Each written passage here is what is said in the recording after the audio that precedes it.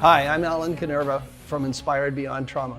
It's been my privilege to work with traumatized people over the last decade and to read extensively on what works when a modality works. And I'm here to share client stories. And this morning we're with Katarina MacLeod, and her story is nothing short of fantastic. So Katarina, thank you for joining us this morning. And I'm going to ask you some questions. You may feel uncomfortable, but I think everybody out there needs to hear your journey, what you've been through, and where you are today. So if we could start, I think our meeting was fortuitous. Yes. Because somebody who knew you attended one of my workshops, and they told me, oh, you've got to meet my boss, Katarina. She's this most amazing woman, but I think she's still traumatized. And when I met you, I remember the first meeting because you're a powerful personality, and you were telling me, Alan, I'm on stage, I tell my story, I'm good, and I'm this, and I'm that. And then some time went on and you reached out to me. Okay. So what happened in that period of time when you reached out to me? Why did you decide to pick up the phone and book the consult? So, trauma. I mean, I learned to cope in the sense of, go from one traumatic thing to the next. I would tuck it away and just move on with life, and that's what I had done. Yeah. But at this point, there was a lot that had happened, Yeah. and I think I finally had a nervous breakdown. And I knew that if I didn't do something, I wasn't going to be able to continue working, or I was just going downhill really, really fast. Well, kudos to you to actually acknowledge that you were going downhill. So many people who have been through what you've been through and have the horsepower, the stamina to just persevere, just won't acknowledge that they're actually coming unglued. So kudos to you for that. Thank you. Now, in your work, you work with women who have been previously sexually trafficked, exploited. Yes.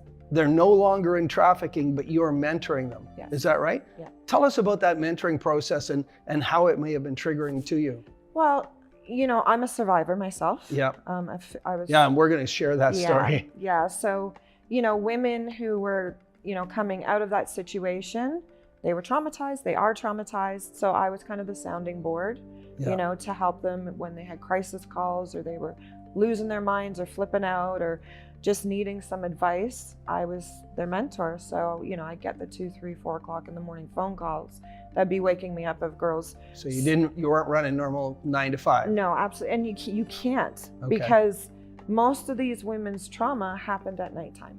We call it trick time. They were being exploited, Yes. in the evening. Now, of course, it happens during the day, absolutely. But a lot of the women that I work with are older. So back in the day, it was usually, you're working in the evening, they get you in the strip joints in the day, and then prostituting at night. So give us an indication. Are you working with 5 women, 10 women, 15 women? Right now, 14. 14 women. And on average, they'll call you, reach out to you once a week, once a month? Every day. Every day, 14? Not 14, not Okay, 14. but some of them? Yeah, so, sometimes I'm on the phone, or I'm mentoring women, or I'm meeting with them 10 hours a day. Sometimes it's longer, sometimes it's shorter. Yeah. It just depends on when the crisis hits. And when you do have a crisis with a woman who's first coming out, you're trying to stabilize her. Yeah. Because it's insane what she's going through emotionally. There's a lot of fear. There's a lot of, unknown. She's lost any skill that she had learned along the way is gone. And now she's in survival mode, and she doesn't trust anybody. Yeah. So it's a mess. So you took a break when you decided to do work with me. You took a break from your employment. Yes. And now you're back in your job, but you're doing your job newly or differently. Yes. And so it's been about 90 days or 120 days since you were doing that routine of, multiple calls a day. As you look back now with your new lens, your new perspective, how triggering were those calls? How damaging were those calls to you? Very. It was re-traumatization. I'm hearing horror stories. I'm hearing things that, not only in detail that I've experienced, and I'm reliving what these women are telling me. And yeah, my family was telling me, like, you are the most negative person that I've ever met. And I was. It was like literally getting up every day and listening to all this negative stuff. So how could I be positive? Yes. Everything around me was just negative, and it was really hard to deal with. So I was totally re-triggered all of the time. It's interesting you say that, because for, let's call it 8 years, you know the method I use, and I felt bulletproof. I always joked that I had an Iron Man suit on. I'd put on my Iron Man suit on, I'd go coach, I'd take the suit off, go home. And then for 2 years, I did response work for victim services. And so the number of calls, the number of 1-2 hour sessions I was getting every Monday, Tuesday, Wednesday of every week, I started walking around the city believing that all the stuff that I was dealing with in my office was happening around me all the time. And it was amazing that after a decade, I was being influenced like that, even though I practiced not being influenced. So I'm not surprised for you to say that, you know, you were being confidant, compassionate, caring person. You're hearing these stories every day, but you have a history like that. I know your history because we've worked together. So I'd like to chunk it up because I think this is really, really important for the listeners or the viewers out there, because people talk about post-traumatic stress and they talk about complex post-traumatic stress. And I don't think, in terms of a definition, some of your life experiences are absolutely episodal traumas. But the things that happen sequentially, starting at 2 years old until your mid-30s, that is by definition complex PTSD. And I didn't do anything different with you than I did with any other client. And you're going to talk about it. And what I'm going to ask the viewers to observe in you is, does Katarina get triggered? Because that is quintessentially, there's 2 things that are the hallmark of being healed from trauma. First, sleep, and we're going to talk about that later. And second, you could tell the story of your traumatic events clearly, coherently, and in detail without any abnormal negative response. And so I'm going to ask you to tell some stories, and me and everybody watching this are going to be calibrating, and we're going to be watching it. All right, is that okay? Yeah, absolutely. Cool. So tell us about that period of your life, you know, when you're a young child, because this is a really important phase, 0 to 7 years old. Tell us about what was going on for you then. I was being sexually abused by my dad. By your dad? By my dad. And that went on for quite a few years. And then during that period. How many years? The earliest memories that I have is one with the work that we've done. I have memories from that. So I think it went on until him and my mom divorced, and that would have been around 6 or 7. Wow. Critical phase of mental development. Very, you know, my mom would always say to me, you know, you were daddy's little girl. I have no recollection of my father, like us being father and daughter. I have recollection of the sexual abuse, but that's it. I don't have any other recollection. But during that time, 2 other men would also start abusing me. Wow. So there was 3 people who were sexually abusing me all at the same time. Introduced by your father? No. Oh, no. Okay. No. It's separate. So I'm going, it seems like I'm jumping around, but I think it's really important. Out of that phase from 2 to 5, there was a triggering mechanism. What was that triggering mechanism? A nail gun. A nail gun, like a pneumatic? An air nailer. It goes. Yeah, my dad was an upholsterer. Okay, so the sound of that gun would trigger you even as an adult. My body would. The funny thing is our house is under construction right now, and so I'm hearing that. So you know, I was wearing the big earphones, going outside. But even if I heard the little, my body would freeze, and I would leave my body. I would disassociate. It was horrible, and it would last for hours. And I remember the day we dealt with that. You were in my office, and I have that big screen TV, that 8-foot TV, so I can do Zoom calls. And I didn't know that that was a triggering mechanism. And you were talking about your home life, and you and I are fairly free with the F-bomb. And you said, yeah, the effing construction at my house, every time I hear that nail gun, I go, what? And so we do what I do. We call it clearing or resolving. We cleared the triggering mechanism, and then I put up on the screen guys using pneumatic guns on an 8-foot screen, and you and I watched it probably for 10 or 15 minutes, these guys doing construction, and you weren't triggered, and you weren't triggered telling that story. No, absolutely not. And since then, I've actually, I just made a Christmas tree, and I had to use a staple gun to staple the garland to it, so I was kind of laughing because I'm like, wow, this is amazing. And then when I went home, we were doing stuff on the house, and that pneumatic gun was going, and my partner was like, how do you feel? I'm like, it's just so loud. Like it wasn't anything. And they are loud. Yeah, my body didn't respond. So that's been a trigger I've had since I was a child. And it's gone. It's gone. Yeah. And you're not sharing too many details, but I know that you had a medical procedure, and that procedure required a device, and the doctor after actually said to you, it's going to sound like a nail gun, like a pneumatic gun. Yeah. Yep. And you went, okay. I was in shock of how, things work, because if I hadn't have gone through this therapy with you, I wouldn't have been able to get that test done. They would. You would not have. No, they would have had to put me to sleep. Wow. So when they called me and they said, and I'll be honest, it was a biopsy. Yeah. So they're like, the first needle is going to freeze you. The second needle makes a sound like that nail gun. And I just started laughing. Yeah. And I was like, this is unbelievable. Wow. Mm-hmm. So let's keep moving here. You witnessed a sexual assault on your brother. Yes. Yes. Could you share that with us? And I can. It was a sexual assault that happened. I was there as well. Yes. We were sleeping over at one of my mother and father's friend's house, and my brother and him were sleeping in one room, and I was sleeping in the other room. Yes. But I was having serious nightmares because I was already being sexually abused. Yeah. So I woke up and I was crying, and they said, okay, go sleep in the other room with my brother and this guy. Yeah. And I did. And I slept in the middle of them. Yeah. And he started sexually abusing me. And my brother woke up and told him to stop, and he actually punched my brother in the face. Yes. And he sexually abused my brother. And I had no recollection of the sexual abuse of my brother until I spoke to my brother.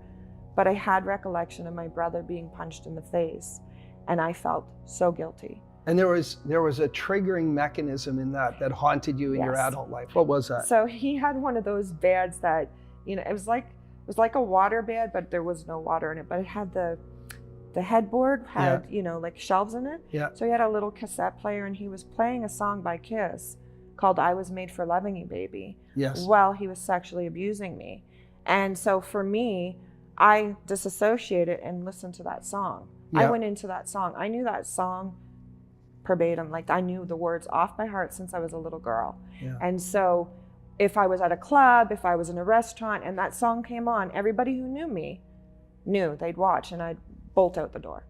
That was such a serious trigger for me for my whole entire life. So again, I remember when you told me about that song, I said, wait, you never mentioned that before. So we cleared that. We did. And then again, because I'm moderately nefarious, I went on YouTube. I found Gene Simmons from Kiss playing "I Was Meant for Loving You." I put it on the 8-foot screen. Yep. And we watched. It. Yeah. And then you got out your iPhone. Yep. And that, as the creator is my partner in the work we do, you went out for dinner that night with your adult daughter. Yes. You're sitting in a restaurant. And if it doesn't come over the PA system. Yeah. Gene Simmons, Kiss, "I Was Meant for Loving You." Yeah. And your daughter, who knows you, said, "Mom, you're going to be okay." Yeah. And you said? I said, we cleared it today. And what was it look on your daughter's face? She was just, I think for her, it was like this disbelief that, Mom's not running. Mom's not falling apart. Mom is sitting here listening to the song. And we both started laughing. We couldn't believe that this had just been cleared that day. Yeah. We went out to eat, and what are the chances of that song coming on? So mathematically, it's not possible for me to have a client who has a triggering song, go to a restaurant, have that song come on. It's beyond math. Right. Unless it's, what's her name, who's on tour right now, the Eras Tour. Oh, Taylor Swift. Taylor Swift. Yeah. You're going to hear a Taylor Swift song every day. You can't help it. All right. So this is so cool.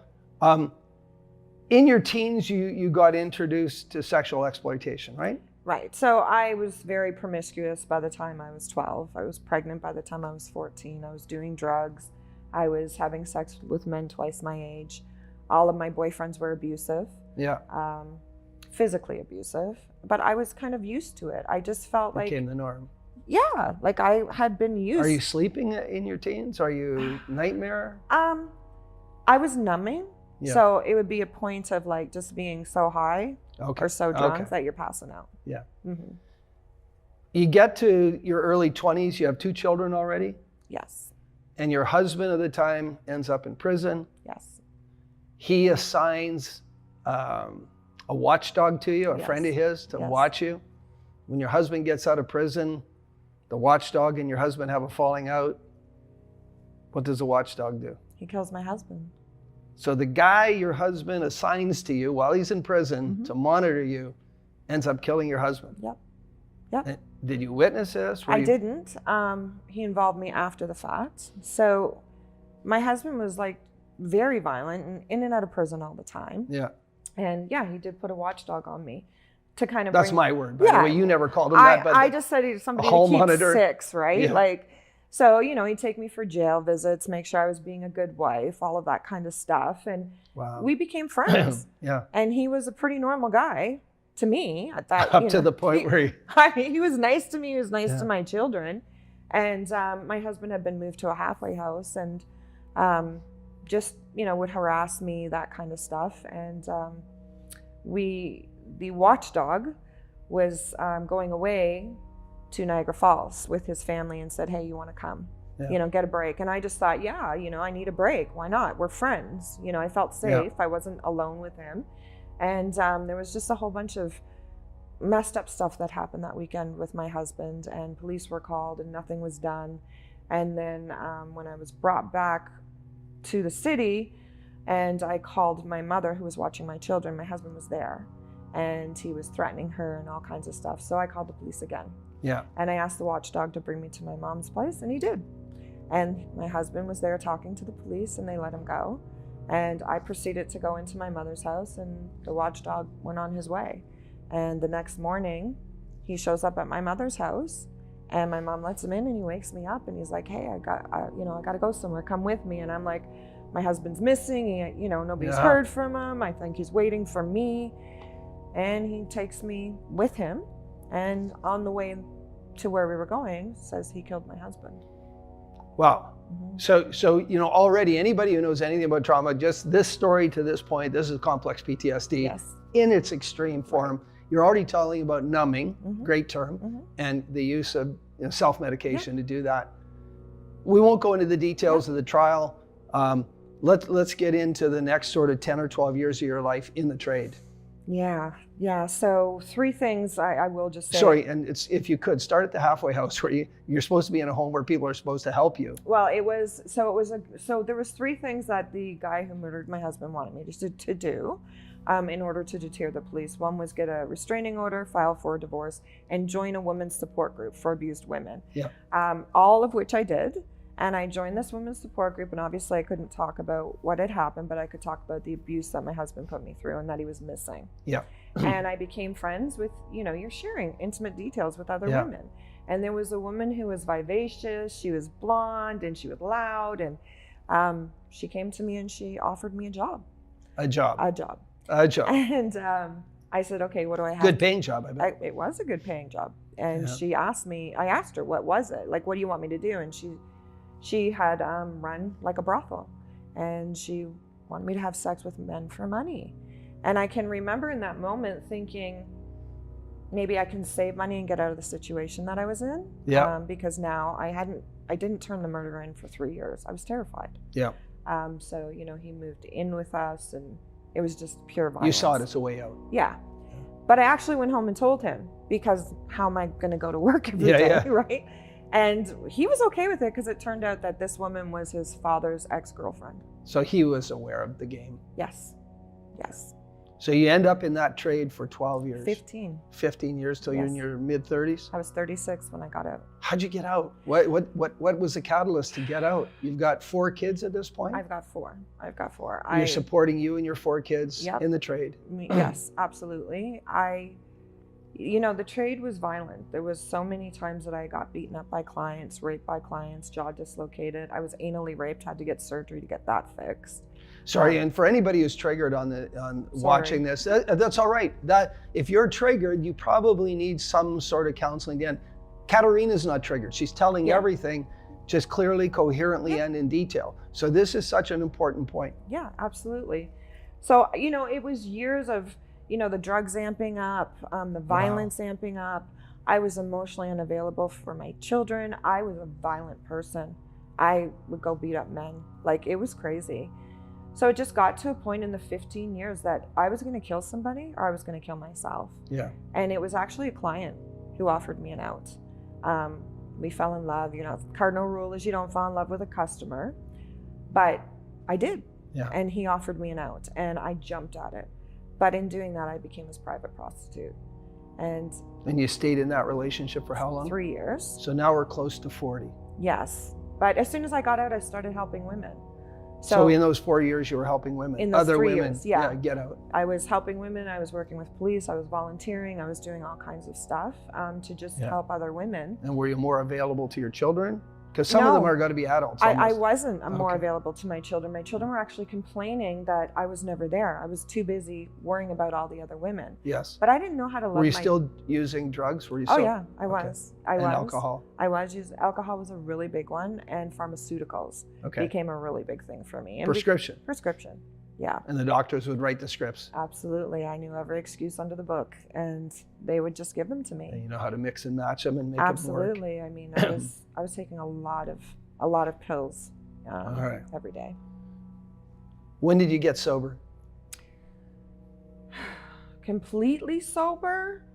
Off those. So when I first got out, I weaned myself off of the. In your 30s? When I was 36. Yeah. I weaned myself off of the opioids that I was on. Took 6 months of going through hell, but I did it. But I was still drinking. Yeah. Still, smoking weed, marijuana, that kind of stuff. So to be completely honest, I was dipping back and forth for years. That was my coping. And I would go on binges and nobody would know. Yeah. I would, be working, helping women. Yeah. And then, in my trauma, I go on these binges and people knew where to find me. There was a cat in the bar. So one thing you told me struck me as it actually triggered me, is that in your helping of women, people in professional positions of authority would hit on you. Yeah. And try and, I'll say, take advantage of your past, being in the trade, thinking that, you're just going to sleep with all of them. Absolutely. And it was a lot of professions. Mm-hmm. Mm-hmm. Yep, there were police officers. There were just people who were in higher positions and ranks than I was along the way, who found out I was prostituting at certain times, or I had been sexually exploited. Yes. And they just thought it was okay to ask. Yeah, they treated me just like I was a whore. Okay. Yeah. So in your 40s, when did you actually get sober? It was probably around 43, 44 that I actually said enough is enough.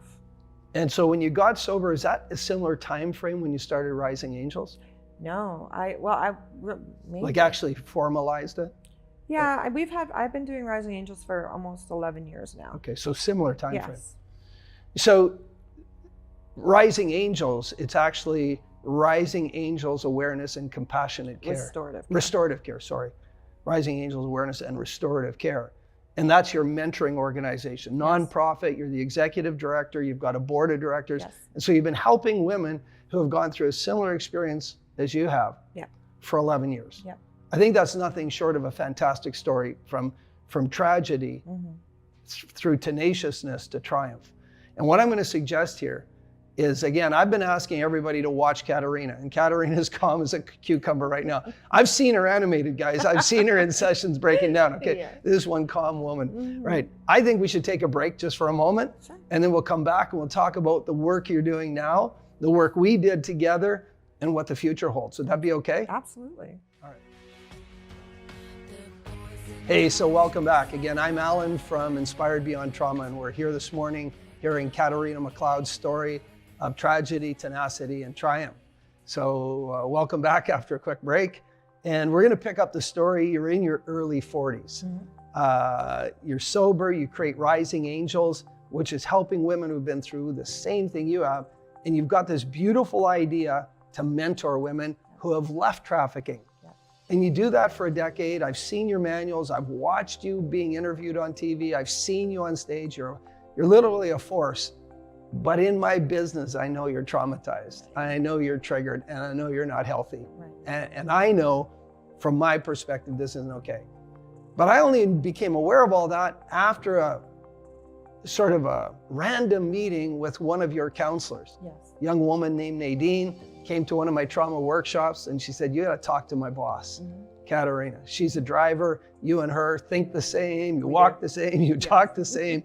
And when I met you, you were like, no, I'm good, I do this, I'm good. You'll see me on stage, Alan, I'm amazing. Yeah. And then, because I'm a bit nefarious, dark energy, I triggered you. You did. I did.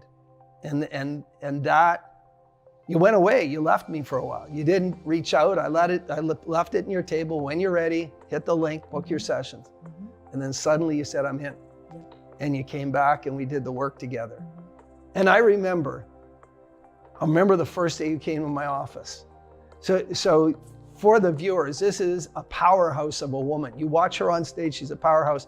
And I walk out to my foyer and you're sitting in my foyer and you're about this big. You had shrunk. You were nervous. I was so nervous. You were so nervous, right? And I said, Katarina, come in. I'm so happy to meet you. And you're like, maybe, and it's so funny. And now here we sit now, like we become very close friends, which, is one of the privileges of coaching and not being a counselor. Right. Watching you transform through those sessions. We've already talked about the nail gun and Gene Simmons. And by the way, Gene Simmons in the Kiss paraphernalia with his tights on, that's not okay. That's just wrong. Okay. That's just wrong. But anyways, that's a story for another time. So here you are, Rising Angels in its 11th year. You got a board of directors that's behind you all the way. They give you time off. You and I do the work together. And I remember we were on step 4 of the process. It's a step where we transition from clearing up the past negative into reconnecting to the past positive. Right. Using some theories of neuroscience, one called Hebb's Rule. And you go home that night and you slept 12 hours. Yes. And you told me the next day, I haven't slept more than 4 hours in 25 years. What was it like to sleep a dozen hours? I woke up and I was like, what just happened? And to actually sleep sound, to not be disturbed, to not be woken up by nightmares. I have not slept sound. Yes. In most of my life. And so it was. You'd take something to help you go to sleep? I would. Yeah. Every night. And then you'd have multiple wake-ups? Absolutely. Every time I turned over, I was awake. There'd be nightmares happening, I was awake. I had nightmares my whole entire life. Yeah, and I've explained to you that without that, when you get woken up, normally you get woken up when you've been traumatized in REM sleep. Matthew Walker talks about this, and when that happens, you don't get overnight therapy. When you don't get overnight therapy, your short-term memory doesn't unload into long-term memory, and the next day you're overwhelmed. Yes. Right? Every day I was overwhelmed. Every day. And then you have to see a phone call coming in from one of your 14 women. Yes. Yeah, and it got to a point where when that phone rang, the anxiety. And you had physical manifestations. Physical manifestations were happening all the time. And even throughout the years, there was a few times I had nervous breakdowns, where my body would just shake and I couldn't control it. It was like I was having these seizures of anxiety. So, this went on for decades and decades. And to be able to actually sleep and not be triggered and traumatized, and I'm actually dreaming, but they're funny dreams now. So that's REM. Dreams are metaphorical, right? To help you make sense of your life, the complexity of your life. It's just, it's an amazing journey, and there's so much freedom. I am free for the first time in my life. I don't feel like a victim. And I remember a couple days later, you and I were supposed to have an exchange and you didn't reach out to me. So I reached out to you and I'm just interested. Kat, you okay? And then you called me and you had this amazing sleepy voice. You said, yeah, I just woke up. I said, think really? I still have my mouth guard in and there's a lisp happening. And you had slept 15 hours. Yes. And I remember doing, the homework that you make us do, which I had such a hard time doing. Yeah, of course. But when I did it, I remember saying to you, calling you and saying, Alan, I cried for 4 hours. 4 hours I cried. And it wasn't it was a sad cry. It was a release. Yeah. It was so deep. I have not cried like that my whole entire life. 4 hours. I couldn't get up off the floor. I just sobbed and sobbed and sobbed. But I allowed myself to go through it. Yeah. You know, I've always been the strong one, and you can't cry, and you know, mom doesn't break, and mom OG doesn't break, because that's what the girls call me. So I always had to be this strong person. And to allow that emotion to come out was so freeing. So now, when I went through my little health scare, I cried and I allowed myself to feel it and then let it go. And cried in an appropriate and warranted way. Yes. We talk about trauma, and the general understanding of trauma includes too many emotions. When you're traumatized, the three fundamental emotions are fear, terror, and helplessness. Yes. And there's an element of extreme danger, potential loss of life, which you experienced. And sadness, anger, grief aren't part of trauma. They're naturally emotions that help us heal. So my experience with hundreds and hundreds, probably 500 trauma clients, and hundreds of stories from other clinicians I've trained is, often when we release trauma, significant traumas like you've had, it literally lets the sadness genie out of the bottle. Yeah. And you could be sad for the first time. You might be sad for what happened to you. You might be sad for the part of your life that you gave up because of your trauma. You may be sad for what you did to others, and you can grieve. Yes. I had a similar event like that, and I hadn't ever allowed myself that process. I cried for 45 minutes, I wept, and it was the most cathartic thing, and it was an aha moment for me that this is required. And I've had, like the one trauma I helped a US Marine through, he texted me from his driveway and he said, "I'm crying." I said, "Good." He said, "No, it's not good. I'm a Marine major." And I said, "No, it's really good. You need to let that sadness go. It's cathartic." So thank you for sharing that. That's really powerful. And your board of directors, you asked for time off to do this work, which is so brilliant. I ask EMS people to take a 90-day break while we work, they won't do it. Then they're in their triggering environment. So whatever your flash of brilliance was, it was brilliant, and your board gave it to you. They did. When you went back to the board before the 90 days and said, "I'm back, I'm Kat and I'm back," the cat came back. Right. What did they say? Everybody was like, "You're so different." They could see it. They could see that I was lighter, I was more positive.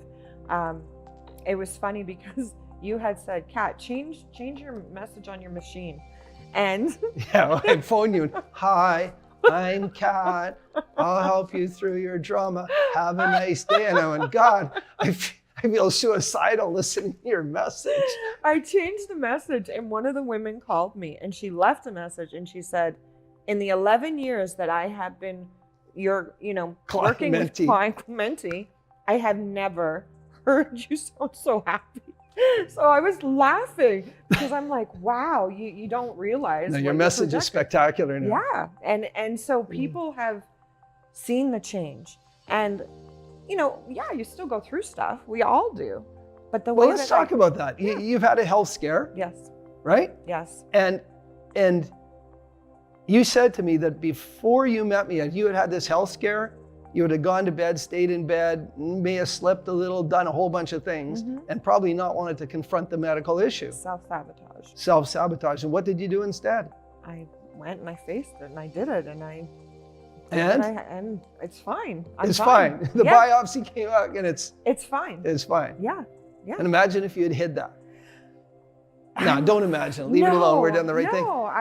And now you've had some family issues. Yes. And you're dealing with them. Yes. And they're ongoing right now as you and I are sitting here. Yes, they are. But you can be present in this moment. I can. Where before I would be so triggered and traumatized and cancel appointments, sleep, self-sabotage, do what I had to do to just get through it. And, things are going to happen in life. We're all going to go through things, but it's the way that I see them now. It's, the sun's going to rise and it's going to keep spinning, and I either be part of it or I don't. I'm watching your face and I'm watching your eyes, and I'm encouraging everybody that's looking at you to do the same thing. Because as Kat's speaking, her eyes are just alive with passion. And, given 36 years of hell, most people would throw in the towel. Yeah, you know what? I wanted to, but it was my kids. It was my kids that kept me going. You needed a purpose. I did. And now your kids and your nonprofit are your purpose. Absolutely. Yeah. So, full-on confession.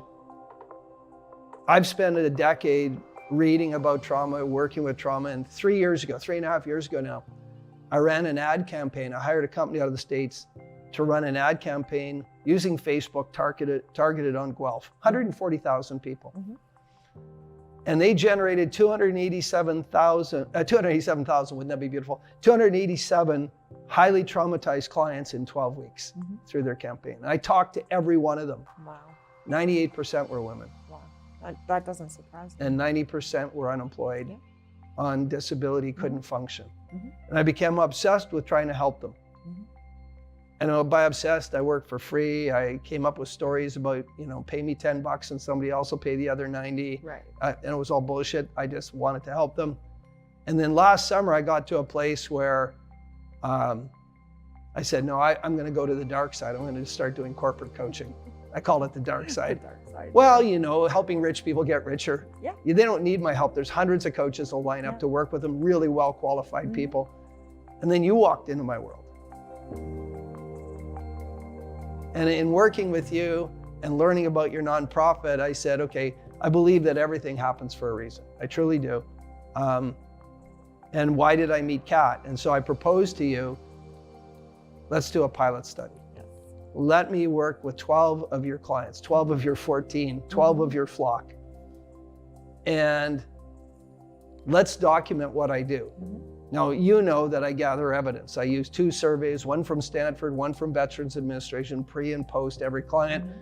I make you do a daily assessment every day, which is a pain in the ass, right, Kat? Yes. Yeah, but you can see the progress. Yes. We do behavioral evidence. And the biggest evidence is like sleep, mm-hmm. right? Sleep is the biggest evidence. You sleep like a baby now. And so in this pilot study, we hired a psychometric assessor from Atlanta, Georgia. She's doing the assessments. I don't get to see them. Right. And I'm going to work with your 12 clients. And first, I want to say thank you and thank your board for that opportunity to do that. Because I think with your passion for helping women and knowing what you've gone through and knowing that your commitment to those 11 years already, that if I can prove to you, and I'm 100% sure I can, mm-hmm. because you're the walking testimonial right now, that we will transform all 12 of those women's lives. What interests me and what you might want to share with the viewers is the challenges that some of the women, like these women, desperately want to heal. They desperately want to reclaim their life. That's what they say when they call you crying at 3 a.m. Mm-hmm. Tell me some of the challenges you had when you put the opportunity to heal in front of 12 women. What are some of the hurdles you've come? Because this is an interesting observation for those who struggle and understand that they may be actually keeping, you called it self-sabotage. Mm-hmm. There may be people keeping themselves stuck. What are some of the challenges you've gone as an executive director? I'm sitting back there just waiting for them to arrive in my schedule. And I'm stressing out. Yeah. I see, when I first presented it to these women, the excitement and the thank you, Kat, because I really felt like they all saw this change in you. They did. And I felt like I couldn't go back to that type of mentorship because there's that's right. You cut them off. Well, sort of. I just refused. I couldn't work anymore. I couldn't go back in that role because I felt that I was enabling this. I felt that there was. What do you mean by enabling them? So, it's like if you go to a doctor and sorry to bash doctors, I'm not trying to, but sometimes they keep you sick because it's money, right? So I could have kept these women in their trauma, getting these phone calls and just keep getting my paycheck. Yeah, and you could raise money to help women saying, I get calls every week, I need to be supported. Exactly. So for me, it was like, I know that if I can be healed, anybody can. And I know that's a huge testament, but it's the truth. Yeah. It's the truth because I know these women's stories. I know my stories. I know how bad theirs are and I know how bad mine are. So it was like I couldn't go back into that role knowing that there was a key because I really feel like you have given me a key. Absolutely. Like as much as, you talk about me coming into your life, you coming into my life has given me my life back. It has given me my passion back. I wanted to stop doing this. I couldn't do this anymore. I was tired. So, I give this to the women, I present this to them and they're so excited and they're crying and they're all happy. And then when it comes down to booking it, they're not booking it or they're missing appointments or they're second guessing themselves. And, you know, having conversations with some of these women is understanding that this has been their identity for so long as a victim. And I didn't even realize that was my identity, even though I thought that I'm Who do you become if you're not traumatized? Exactly. So what does this look like, right? So having some of the conversations with these women and understanding that they're scared. Yeah. You know, this is who they've been for their whole entire lives, and what does that look like? Yeah. So there's been some pushback, and which is shocking for me, but it's not shocking for you. No. So, you shared a bit when we first sat down. We were just having a little conversation before we got the camera set up and rolling about a conversation you had last night. Without naming names, I was just fascinated that the resistance they presented to you was about me. It was about you. So it was, I think I'm, you know, it was like, Kat, I think I'm second guessing doing this. And I was like, well, why? Well, I went on Alan's website and he claims to heal trauma. I'm like, okay, well, how? I don't believe that. And I was like, so she doesn't believe trauma can be healed. That's what she's telling you. And I think that comes from the modalities. Yeah, so she's been through other treatments. She has, but so had I. Okay. You know, and so have most of these women. Okay. And so for years. None of the trauma was being healed. It was all coping. Yeah. It was coping. Yeah, you had amazing coping strategies when I met you. Well, you learn survival, right? You learn to live in high alert, and you're surviving, and you learn that. So for these women, that's a pretty big thing for them to say, you're not going to be traumatized anymore. Yeah. Right? So she said this to me, and I said to her, okay, well, what if you aren't? What if Alan's right? What if he can really help you? What have you got to lose? Yes. Just try. And then she cried. And she started crying because she's scared. Yeah. And I get it. I get it. I was scared when I walked in your office. You were. You know? Yeah, you were. I remember sitting down with you the first time, and we start doing stuff. And in my mind, I'm going, oh my God, this is not effing going to do anything. That's the way that I was thinking. Yeah. And as we started doing it, it was like, whoa, the proof was there, and everything started to transform. Wow. So my encouragement to these women is to do the work, like literally do the work, because it won't work if you don't do it. You have to do the work. Yeah. And here you are, you know, some of them have been in their trauma just as long as I have. Yeah. You know, wow. To come on the other side at 52 years old and realize, I said to this girl last night, I said, I wish I met Alan years ago, because I would have got so much of my life back. But I didn't. But now I can continue with my life, but I can help other women now with you. Yeah. And that is what the goal is for me, is to give these women the freedom that I actually have for the first time in my whole entire life. So I need to thank you. You're very, very welcome. Yeah. My privilege. Thank you. My privilege.